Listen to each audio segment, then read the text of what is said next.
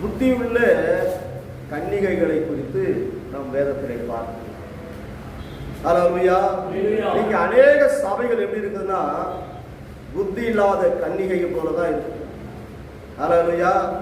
அநேகருடைய விசுவாசி குடும்பங்கள் எப்படி இருக்குதுன்னா புத்தி இல்லாத கன்னிகைகளை போலதான் என்ன பண்றாங்கன்னா குடும்பத்தை நடத்துறாங்க. தன்னுடைய ஆவிக்குரிய ஜீவியத்தையும் அப்படிதான் இருக்கிறாங்க. அல்லேலூயா. கர்த்தர் சொல்லி இருக்கிறார், ஆகார திரட்சி, ஆகாரம் இல்லாத ஒரு காலம் வரப்போகிறது. அல்லேலூயா. அங்கும் இங்குமாக ஓடுவாங்க. அந்த ஆகாரத்துக்காக என்ன பண்ணுவாங்க, தன் உள்ளான ஆத்மா எப்படி இருக்குது, வெலன் இழந்து காணப்படும் போது ஓடுவாங்க, அலைவாங்க, திரிவாங்க. அவங்களுக்கு தகுதியான ஆகாரம் கிடைக்கவே கிடைக்காது. அதனால்தான் கர்த்தர் சொல்லுகிறார் தானியேல் இடத்துல, தானியேலே இந்த புஸ்தகத்துக்கு ஒரு முத்திரையை போடு. அறிவு பெருத்திருக்கிற காலம் வரும். அந்த காலத்திலே அங்கும் இங்குமா இடப்படுவாங்க, நாடி தேடி ஓடுவாங்க. அந்த காலம் இப்ப என்ன பண்ண போகுது, சமீபமாய் வரப்போகுது. ஆத்ம பாரத்தோடு, மன துக்கத்தோடு, கண்ணீரோடு, வியாகுலத்தோடு இருக்கிற அநேக பிள்ளைகள் உண்டு. இன்னும் உணர்வில்லாத பிள்ளைகளும் உண்டு. நீங்க மத்தேயு சுவிசேஷம் 24ஆம் அதிகாரத்துல 36 வாசிங்க. அந்த நாளையும் அந்த நாழிகையும் என் பிதா ஒருவரை தவிர மற்றொருவனும் அறியான், பரலோகத்தில் உள்ள தூதர்களும் அறியார்கள். அல்லேலூயா.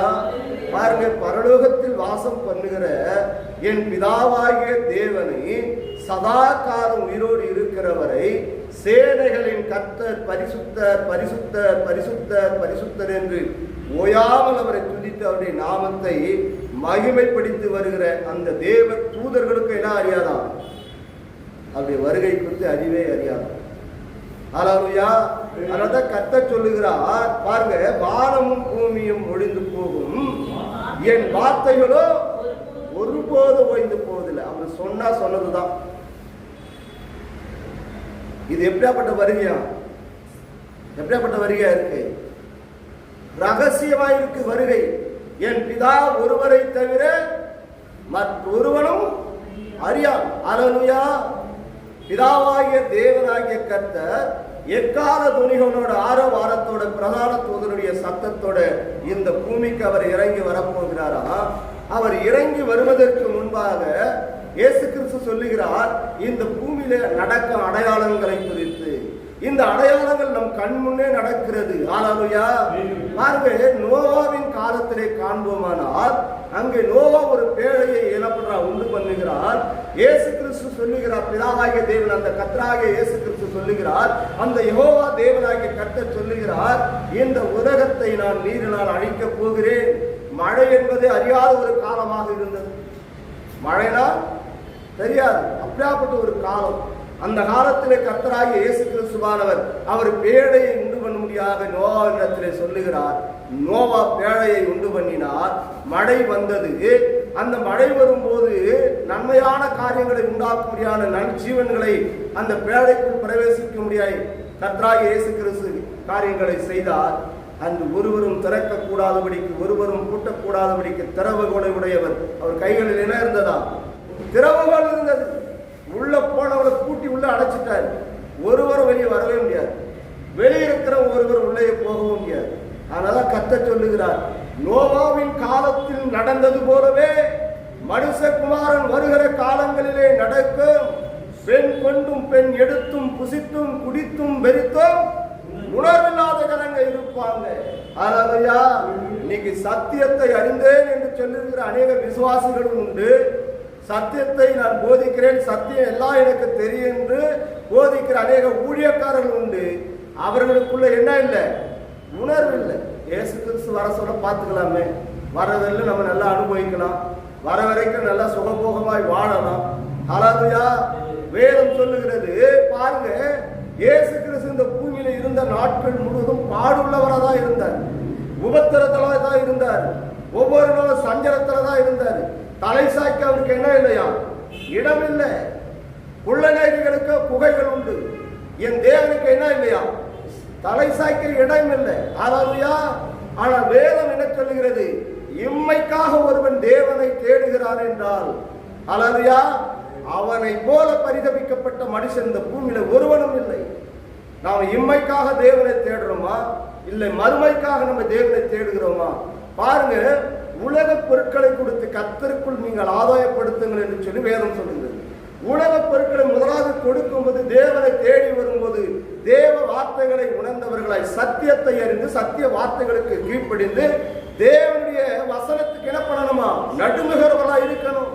அதான் கர்த்தர் கர்த்தருக்கு பயப்படுதலே ஞானத்தின் ஆரம்பம். நீங்க தேவனை அறிந்த பிறகு அவருக்கு பயந்து அவர் வழிகளில் நடக்கும்போது, அந்த தெய்வீக ஞானம் உனக்குள்ளே வரும்போது, தேவனாகிய கர்த்தருடைய அந்த நித்திய ராஜ்யத்தை குறித்து தான் நம்ம சிந்திப்போம்.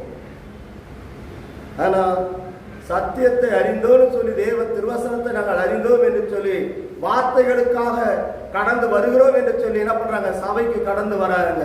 அவர்களுக்குள்ள என்ன இல்லை, உணர்வு இல்லை. நேற்று தினத்துல நாங்கள் அநேக குடும்பங்களுக்கு கடந்து போவோம். மனசுக்கு பெரிய மன வேதனை. நேற்று நான் ஊழியத்துக்கே போகக்கூடாது, வீட்டிலே உட்காந்தாலாம் நினைச்சேன். இருந்தாலும் வேதம் சொல்லுகிறது, கொடுத்த வேலையில ஜாக்கிரதை இல்லைன்னா அக்கிரம செய்யக்காரனே, துன்மார்கனே, அழுகையும் பற்கடிப்புள்ள அந்தகாரம் இருந்த போய் இவனை போடுங்கன்னு. என் மேல விழுந்த கடமை என்ன? விசுவாசிகளை சந்திக்கணும், அவர்களுக்காக என்ன பண்ணணும், ஜெபம் பண்ணணும். அவங்க வராங்களோ வராத போறாங்களோ அது எனக்கு உகந்தது அல்ல. என் மேல விழுந்த கடமை என்ன? வார்த்தைகளை போய் என்ன பண்ண, போதிக்கணும், சத்தியத்தை சொல்லணும். சத்தியத்தை நம்ம போதிக்கிறோம், சத்தியத்தை சொல்லணும். கீழ்ப்படிந்தா நித்திய ராஜ்யம். நான் கீழ்ப்படியில இப்படிதான் இருப்பேன்னா உனக்கும் கர்த்தருக்குரியது. அல்லேலூயா. நம்ம வேலை என்ன? சத்தியத்தை சொல்றோம். அல்லேலூயா. பாருங்க, ஆகாரம் இல்லாம கஷ்டப்பட்டு உபத்திரத்துல கண்ணீரோடு இருந்தாங்க. தேவ வார்த்தைகளை சொல்லி நீங்க ஆண்டவர் கர்த்தாவே நீங்க ஆசீர்வதிங்கன்னு சொல்லி என்ன பண்ண, ஜெபம் பண்ணோம். கர்த்தர் நம்முடைய ஜெபத்தை கேட்டார், ஆசீர்வதித்தார். மறுபடியும் நீ துன்மார்க்கமா, தேவனுக்கு பிரியம் இல்லாம இருமாப்பா நெட்டா அகங்காரமா இருந்தா கர்த்தர் என்ன பண்ணுவாரு? கைவிடுவார். அல்லேலூயா. உன் ஜபத்துக்கு ஒரு முறை தான் பதில் இருக்கும், 2 முறை பதில் இருக்கும், இல்ல 3 முறை கர்த்தர் என்ன பண்ணுவார்? பொறுமையா பார்ப்பார். 3வது முறை கர்த்தர் என்ன பண்ணுவாரு? கைவிட்டு விடுவார். அல்லேலூயா. காரணம் என்ன பாருங்க, தேவனுடைய திருவசனங்களை கேட்டு இந்த வார்த்தைகளை உன் இருதயமாகிய பலகைகளை நீ எழுதி வைத்துக் கொண்டு அனுதினமும் தேவனை தேடுவீரானால் என் தேவனாய் கர்த்தர் உன் இருதயத்தில் அவர் வாசம் பண்ணுவார். அல்லேலூயா. வேதத்தை இரவும் பகலும் வாசிக்கிறதும் கிடையாது, அவருடைய பாதத்தில் உட்கார்ந்து ஜெபம் பண்றதும் கிடையாது, அவருடைய நாமத்தை நீ பிரஸ்தாபப்படுத்துவதும் கிடையாது. திரளான ஆத்மாக்களுக்கு பாரு வேதம் சொல்லுகிறது, சில பேர்கிட்ட கொஞ்சம் தாழ்ந்த கர்த்தர் கொடுக்கிறார். ஒருத்தட்டு மூலம் புதைச்சி வச்சான், ஒருத்தர் என்ன பண்ணிட்டான், புதைச்சி வச்சான். இன்னொருத்த எட்டு என்ன பண்ணான், அது 10 100 என்ன பண்ணான், மல்டிபிளேஷன் செய்ய ஆரம்பிச்சான். அதை என்ன பண்ணான், செய்ய ஆரம்பிச்சான். எவன் மேல கர்த்தர் விருப்பமா இருப்பாரா, அவன் மேல விருப்பமா இருப்பாரா? பாருங்க, புதைச்சி வச்சான். ஒரு தாளந்தை வாங்கின ஆண்டவனே நீர் விதைக்காததை இடத்தில் அறுக்கிறவரும் தெளிக்காத இடத்தில் சேர்க்கிறவருமான கடினமுள்ள மனுஷன் என்று அறிவேன். யார அவன் எந்த அளவுக்கு சத்தியத்தை அறிஞ்சிருக்கிறான்? இவன் யாரா? இவன் எப்படிப்பட்ட ஒரு ஊழியக்காரன்? வாசிங்க 25 வாசிங்க. 25 ஆகையால் நான் பயந்து போய் உமது தாளந்தை நிலத்தில் புதைத்து வைத்தேன், உம்முடையதை வாங்கிக் கொள்ளும் என்றான். அல்லேலூயா. நான் போய் யாருக்கும் வார்த்தை சொல்லாம வீட்டுக்குள்ளேயே புதைச்சு இந்த வார்த்தை வச்சுன்னுட்டு, ஆண்டவரே நீங்க சொன்னீங்க தான், அந்த ஜனங்களாம் இருவாக்குள்ள ஜனங்க, நான் போய் என்ன பண்ண மாட்டேன், சொல்ல மாட்டேன். நான் உட்கார்ந்து இருந்தேன்னா அன்னைக்கு அவன் என்ன பண்ணாங்க, தர்சிக்கு என்ன பண்ணிட்டான், ஓடி போனான். விட்றா பிடிச்சி அவனை முதல்ல கடலை தூக்கி போடுறான். நம்மளை தூக்கி மேல போட்டுருவாரு, கடல்ல போட்டுருவாரு.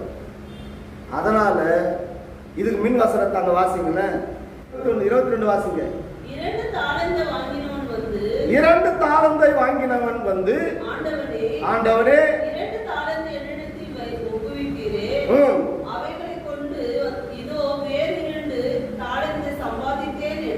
பாருங்க, உங்ககிட்ட கொடுத்தாரு ஆண்டவர் இந்த ஊழியத்தை. உன் கடமை என்ன? நீ போய் என்ன பண்ணு? சத்தியத்தை சொல்லு. நித்திய ராஜ்யத்துல வந்து அந்த ஆத்மா நிற்கும்.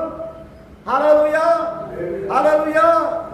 அங்க நித்தியத்திலே கொண்டு வந்து அந்த ஆத்மாக்களை நிற்க வைக்கும் போது என் தேவனாகிய கர்த்தர் கேட்பார், அடே ஊழியக்காரனே, உங்ககிட்ட அந்த வசனத்தை நீ போதிக்கணும், உங்ககிட்ட சொன்னேன், நீ போய் போதிச்சா? பாருங்க ஆண்டவரே, விஷயம் வரும். விஷயம் வர சொல்ல போய் சத்தியத்தை போதித்து அந்த குடும்பம் நிற்கும். இங்க வந்து ரவிசங்கர் சொல்லி இருக்கிறானே, இந்த வார்த்தைகளை நீ கேட்டு இருக்கிறியே, கேட்டிருந்து உணர்வில்லாத ஜென்மம் அது. உண்மை உணர்வில்லாத பிள்ளைகள் என்ன பண்ணுவார்? கர்த்தர் அக்னி கந்தம் ஏறி கடலுக்கு தூக்கி போடுவாருங்க. அன்னைக்கு சத்தியத்தின் பிரகாரமாக போதித்து இருக்கிறான் பாருங்க, காட்டுவாரு. நீ அங்க இல்லைன்னு சொன்னாலும் அங்க என்ன ஆகாது? மறையாது, வெளியேறமா நிற்கும். சத்தியம் சத்தியம் சத்தியம். அதனால தான் பயந்து நேற்று என்ன பண்ணிட்டாங்க? ஏறிச்சு ஓடியா போயிட்டு மழை வந்தாலும் சரி, இது காத்தடிச்சாலும் சரி, வாபஸ் ஏறிச்சிட்டு போனோம். அவங்க வராங்களோ வராது போறாங்களோ, சர்ச்சுக்கு வராங்களோ வராமல் போறாங்களோ, என் மேல விழுந்த கடமை என்கிட்ட கொடுத்திருக்க அந்த தாளந்தை நான் பயன்படுத்தணும். என்ன தாளந்து கொடுத்திருக்கிறாரு? சத்தியம் சத்தியம் சத்தியம், வார்த்தை வார்த்தை. கடைசி நாட்களிலே இந்த வார்த்தைக்கு நீ கீழ்ப்படிஞ்சு நடந்தேன்னா நித்தியத்துக்கு வருவேன், இல்லைன்னா வரமாட்டேன். என் மேல விழுந்த கடமை நான் சொல்லிட்டேன். வராமல் போகிறது உன்னுடைய காரியம். நாம கர்த்தருடைய சமூகத்தில் நிற்கும் போது, ஆண்டவரே, நீங்க என்கிட்ட கொடுத்திருக்கிற அந்த தாளந்த நிலப்பனை நான் பயன்படுத்தினேன், அவங்க வரலன்னா நீங்க அவங்கள கேள்விக்கிறது நான் கவனம் சைலண்டா நின்றுடலாம். ஹல்லேலூயா. சத்தியத்தை போதிக்கும் போது, சத்திய வார்த்தைகளை சொல்லும் போது வேதம் சொல்லுவது காதுள்ளவன் கேட்க கடவுள். அவங்க கேட்கலையா? அவங்க அந்த வார்த்தை இருதயத்தில் வைத்துக் கொள்ளலையா? அது எதுக்கு சமமா இருக்கு தெரியுமா? எதுக்கு சமமா இருக்கா? 25:1 வாசிங்களேன்.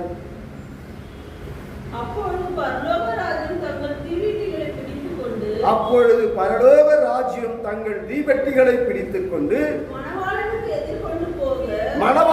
எதிர்கொண்டு போக புறப்பட்டு 10 கன்னிகைகளுக்கு ஒப்பாய் இருக்கிறது. ஹல்லேலூயா. இப்ப இயேசு கிறிஸ்து வருகை வந்துச்சுன்னு வச்சுங்களேன், வந்துச்சு. உன் இருதயத்துக்குள்ள தேவனை துதிக்கிற, தேவ நாமத்தை மகிமைப்படுத்தணும் தான் சொல்ல முடியும். உண்மையா வந்து கர்த்தருடைய வார்த்தை கேட்டதான அந்த வசனம் உன் இருதயத்துக்குள்ள இருக்கும். அந்த வசனம் வார்த்தையான தேவன் உன் இருதயத்துக்குள்ள இருப்பாரு.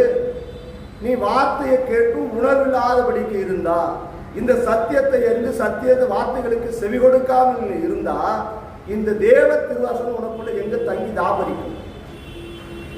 இப்ப இயேசு கிறிஸ்து வருகை வருதுன்னு இங்க வந்திருக்கிற நீங்க கேட்கறீங்க. நாங்களும் சர்ச்சுக்கு வரணும், வந்தாங்க, வராத இந்த வீட்டில் தான் உட்காந்துக்கிறாங்க.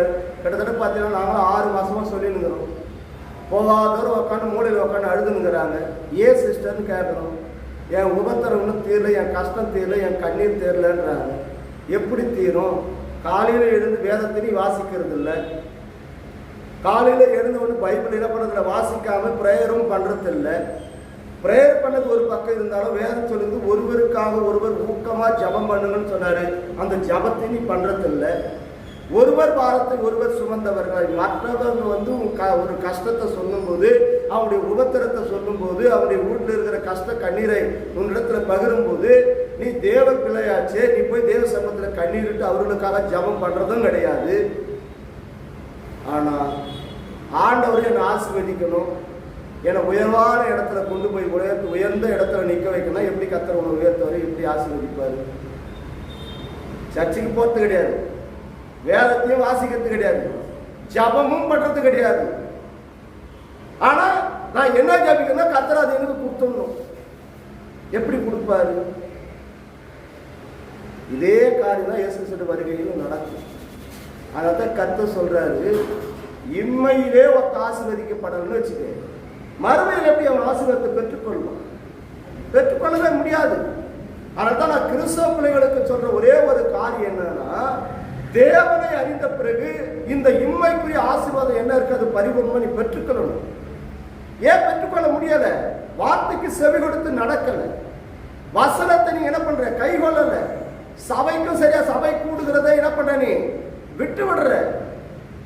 அப்ப இயேசு வருகை மத்த எப்படி போயிடுவோமா? நாளைக்கு நம்ம போகவே முடியாது. நீ வார்த்தையை கை கொடுப்பார்கள். இரவும் பகலும் என் வேதத்தின் மீது பிரியமாய் இருக்கிற மனுஷன் பாக்கியவான். ஹல்லேலூயா.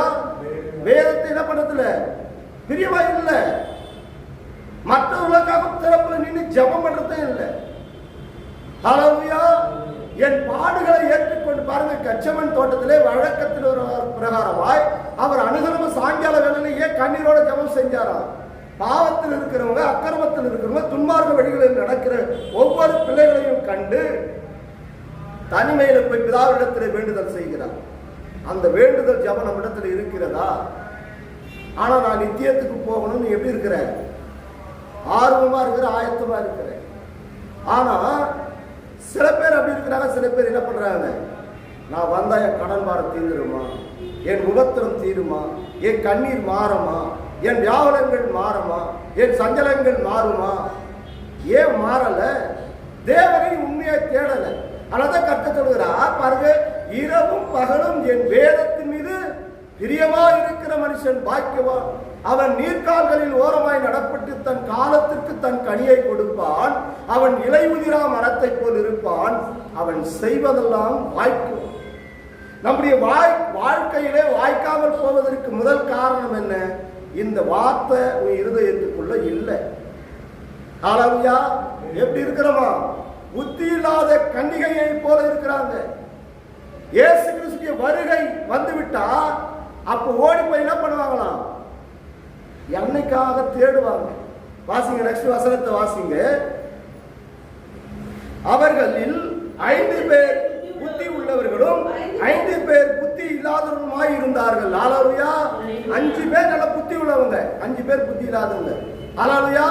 அதான் வேதம் சொல்லப்பட்டது, ஒருவர் எடுத்துக்கொள்ளப்படுவார், ஒருவர் கைவிடப்படுவார். ஹல்லேலூயா.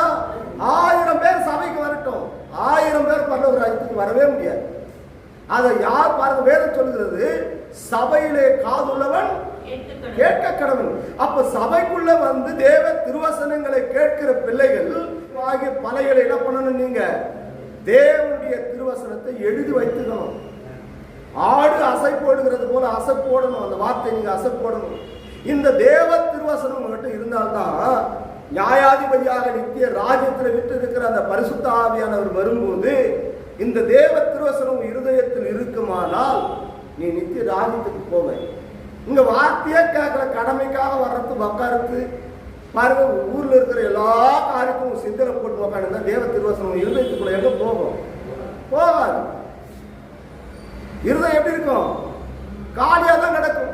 உலக கவலையே இருதயத்துக்குள்ள நிரம்பி கிடக்கும். தேவ திருவசனம் நிலைச்சிருக்குமா? இவங்க தான் புத்தி இல்லாத கன்னிகைங்க. சபைக்குள்ள வருவாங்க, காதை என்ன பண்ணிருப்பாங்க? வேற இடத்துல வச்சிருப்பாங்க. இருதயத்தை வேற இடத்துல வச்சிருப்பாங்க. இங்க வசனத்தை என்ன பண்ண மாட்டாங்க? கேட்க மாட்டாங்க, கை கொண்டு நடக்கவும் மாட்டாங்க. ஹல்லேலூயா. வாசிப்போம். புத்தி இல்லாதவர்கள் தங்கள் தீவெட்டிகளை எடுத்துக்கொண்டு போனார்கள், எண்ணெயை கூட கொண்டு போகவில்லை.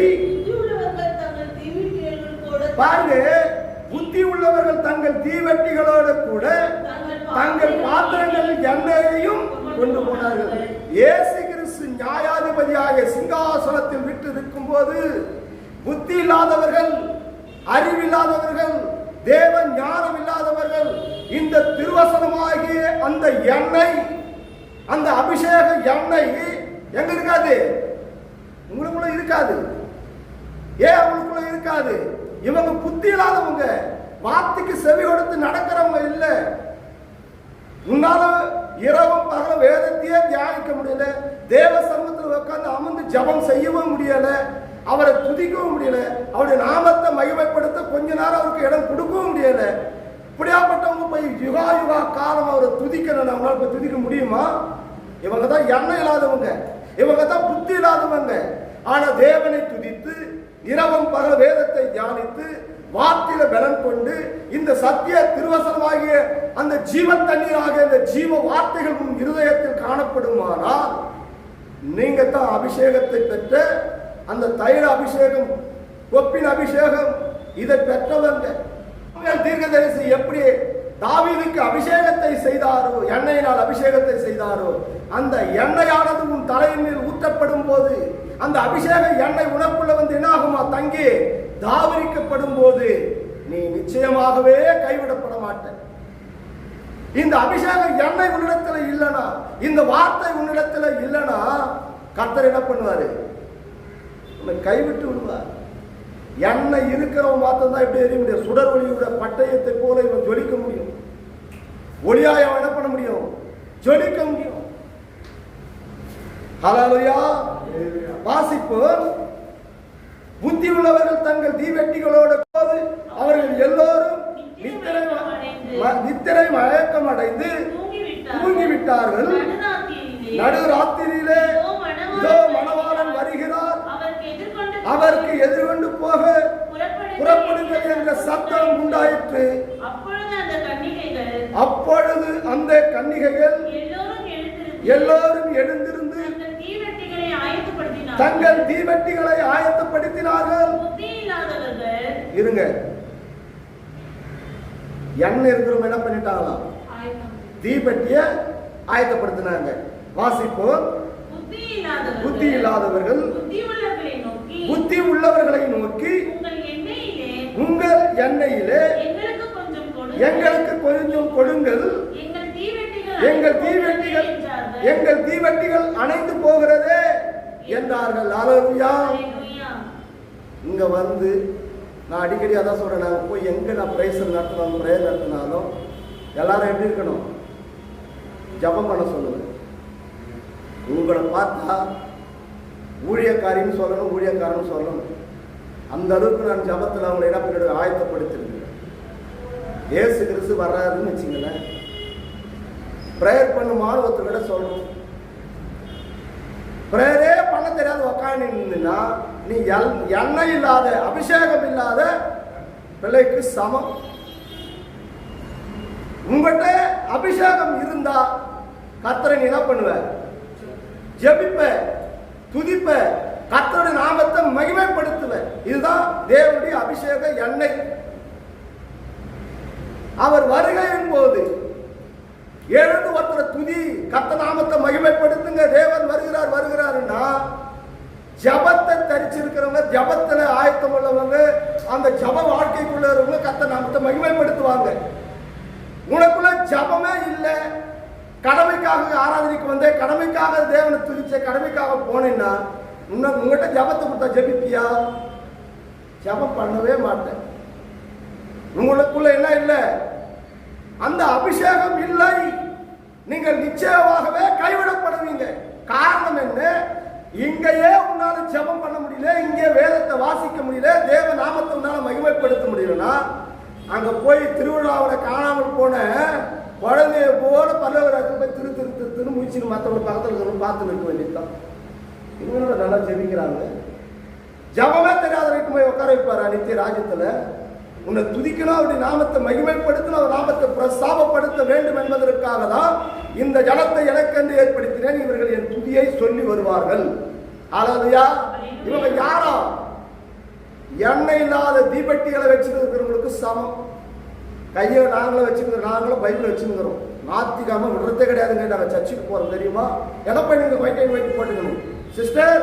சர்ச்சுக்கு போயினுங்கிற சிஸ்டர். சிஸ்டர், தேசத்தில் மணிப்பூர் மாநிலத்தில் பெண்களெல்லாம் அவமானப்பட்டு சாவச்சிட்டாங்க சிஸ்டர்.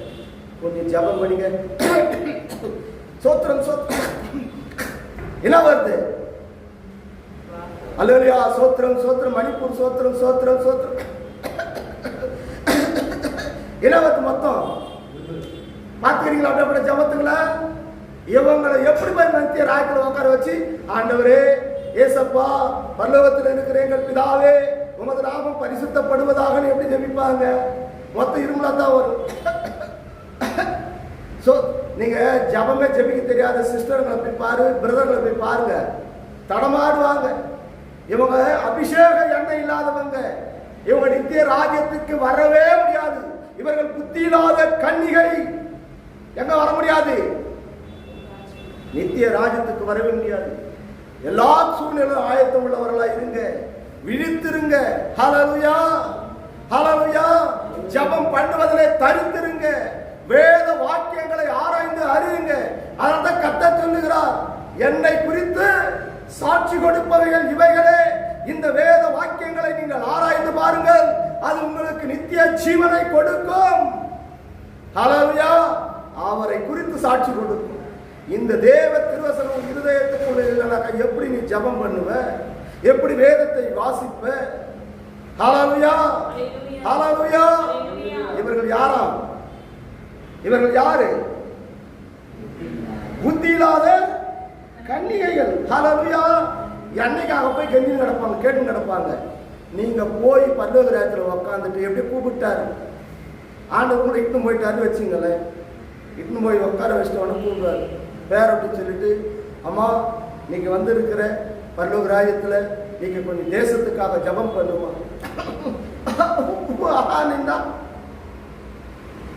அக்கிரம செய்யக்கான எப்படியோ தெரியாது தூக்கி போட. முதல்ல அழுகையும் பற்கடிப்புள்ள அந்தகார இருள போய் இவனை போடுங்க. ஹல்லேலூயா. வாசிப்போம். 9 வாசிங்க. புத்தி உள்ளவர்கள் பிரயத்தனமாக அப்படி அல்ல, எங்களுக்கும் உங்களுக்கும் போதாமல் இராதபடி நீங்கள் விக்கிரகர்களிடத்திலே போய் உங்களுக்காக வாங்கிக் கொள்ளுங்கள் என்றார்கள். அப்படியே அவர்கள் ஆக போன போது மணவாளன் வந்துவிட்டார். ஆயத்தமாய் இருக்கிறவர்கள் அவரோட கல்யாண வீட்டுக்குள் பிரவேசித்தார்கள். கதவும் அடைக்கப்பட்டது. நேரம் ஓடியாருவாங்க. பண்டோடி சர்க்கிள் சர்ச்சுக்குது. அங்க போனாக்கா அங்க நடத்தி நிற்பாங்க சபையில. நம்மளும் போய் கொஞ்ச நேரம் ஜபத்தை கத்துக்கணும்னா நம்மளும் பல்லவராயத்துக்கு ஓடி இருந்து என்ன பண்ணுவாங்களாம்? நாடி தேடி இங்க வருவாங்க. வேதம் சொல்லுகிறது, முதலாவது நியாயத்திற்கு எங்க தொடங்குதா? சபையில நம்ம வந்து பார்ப்பாங்க. நம்ம எல்லாம் மறுரூபமாக்கப்பட்டு போயிட்டு இருப்போம். கதவு அடைக்கப்பட்டிருப்போம். வந்து பார்த்தவங்க திரும்பி நேராக வீட்டுக்கு போயிடுவாங்க. நாங்கள் அதனால தான் அடிக்கடி சொல்றோம், சண்டே ஆராதனை மிஸ் பண்ணாதீங்க.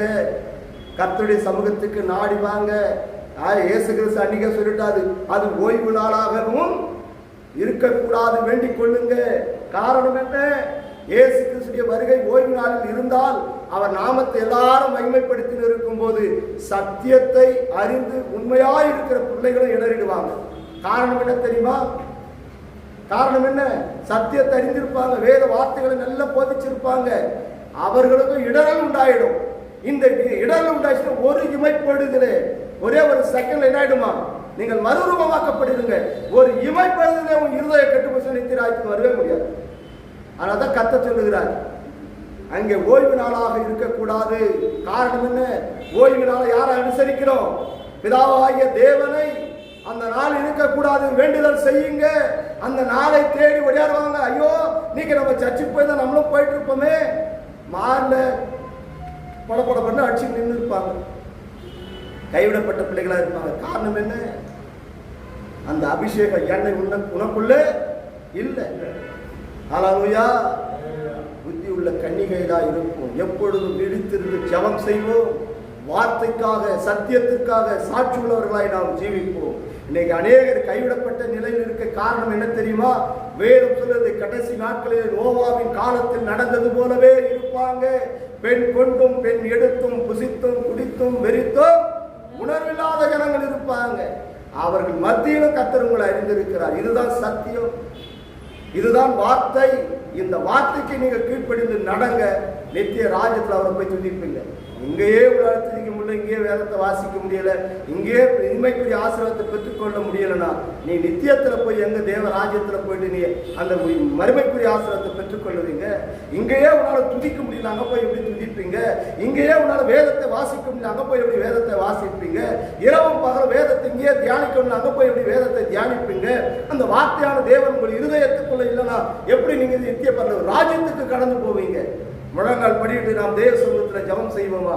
சோத்திரிக்க நன்றியோடு துதிக்கிற ஆண்டவரே, கிருபை நிறைந்தவரே, மகா இரக்கமுள்ள எங்கள் பரிசுத்த ஆவியானவரே, உம்முடைய பாதத்தில் எங்களை தாழ்த்தி அர்ப்பணித்து ஒப்பு கொடுக்கிறோம். புத்தி உள்ள கன்னிகையாய் என் தகப்பன் எங்களை கரவழைத்து வழிநடத்தும் அப்பா. ஆண்டவரே, நீ கொடுக்கிற ஒவ்வொரு வார்த்தைகளும் எங்கள் இருதயமாகிய பலகையிலே நாங்கள் எழுதி வைத்துக் கொண்டு வார்த்தைக்காக கர்த்தாவை வாழ, வார்த்தைக்காக நாங்கள் நடக்க, சத்தியத்திற்காக ஜீவிக்க, உண்மையும் உத்தமம் உள்ளவர்களாய் நாங்கள் நடக்க ஆண்டவரே எங்களுக்கு கிருபையை தாரும். ஆண்டவரே, அந்த உன்னதமான அந்த அபிஷேகத்தை எங்களுக்கு தாரும் அப்பா. இந்த அபிஷேகத்தை பெற்றுக்கொள்ளக் கூடாதபடிக்கு எங்கள் மனக்கண்களை குருடாக்குகிற எல்லா அந்தகாரத்தின் கிரியைகள் இயேசுவின் நாமத்தில் நிர்மூலமாகட்டும். இயேசுவின் நாமத்தில் நிர்மூலமாக ஒவ்வொரு பிள்ளைகளையும் பலப்படுத்தும் அப்பா.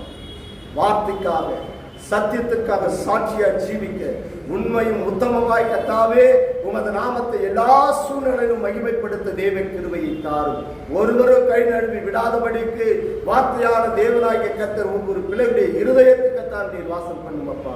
தாழ்த்தி அர்ப்பணித்து ஒப்பு கொடுக்கிறோம் ஆண்டவரே. ஒருவரும் கை நழுவி விடாதபடிக்கு என் தகப்பனை பலப்படுத்த போகிற உனது கிருபைக்காக நன்றி செலுத்துகிறோம். இயேசுவின் நாமத்தில் ஜெபிக்கிறோம். ஜீவனும் நலனும் உள்ள எங்கள்